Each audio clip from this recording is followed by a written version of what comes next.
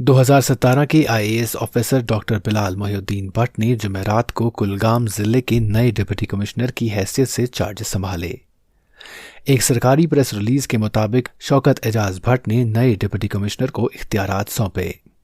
نوجوان اور متحرک آفیسر ڈاکٹر بلال محی الدین اس سے قبل شمالی کشمیر کے سرحدی ضلع کپواڑہ میں سب ڈویژنل مجسٹریٹ کرنا ٹنگڈار کے عہدے پر تعینات تھے۔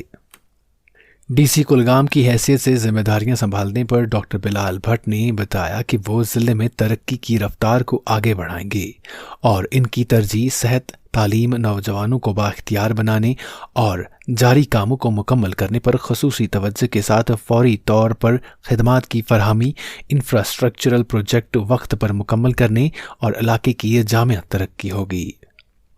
یہ امر قابل ذکر ہے کہ ایس ڈی ایم کے دور حکومت میں ڈاکٹر بلال کی لوگوں کے تئیں خدمات کی وجہ سے وہ لوگوں میں جانے جاتے تھے۔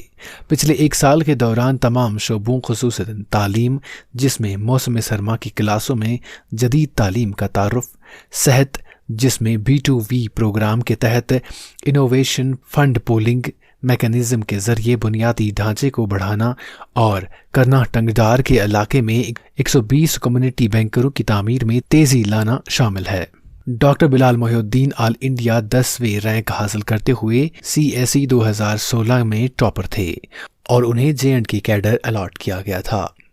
IAS میں شامل ہونے سے پہلے ڈاکٹر بلال 4 سال لکھنؤ میں تعینات تھے، جہاں انہوں نے ہندوستانی جنگلات IFS میں اپنی خدمات انجام دی تھی۔ بیورو رپورٹ، خبر اردو۔